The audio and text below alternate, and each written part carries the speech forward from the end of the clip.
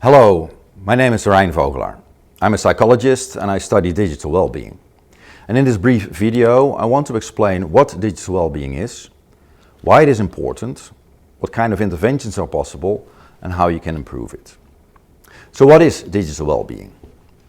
Digital well-being is actually the balance between the pros and cons of digital interaction. And there's a lot to be gained. Information, efficiency, entertainment, but it can also cause stress or distraction. So does digitization make us happier? Well, the answer is twofold. On the one hand, you have people who lag behind in the developments and they become unhappy.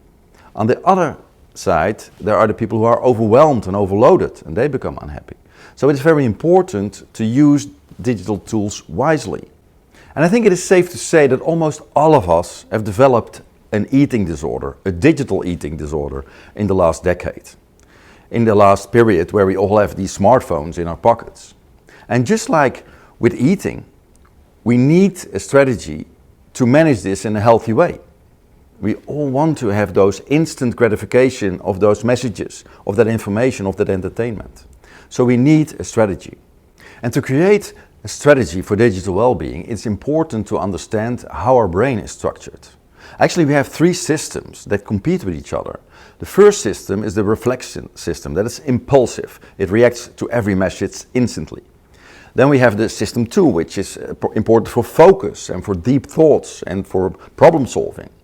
And system 3 is one of the major discoveries in neuropsychology in the last decade. Is the default mode network, the resting brain, which does more than just recovery. It is also important for our memory, for sorting information, for creativity, because it connects different sorts of information.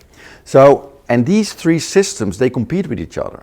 And because of digitalization, we are getting constant entertainment, constant messages, which means that system 1 is dominant, which means that we have more and more trouble concentrating, and also our resting brain does not get enough space, so we don't rest as much, we don't sleep as much, even on the toilet we take our smartphones. So if you know what the issues are, then you can start to think about the interventions. When software is an issue, then you can have a software intervention. But when digital behavior, for example, is the problem, then you can maybe experiment with a digital detox. Then when you measure again afterwards, then you know what the effect is on happiness, on health, on stress.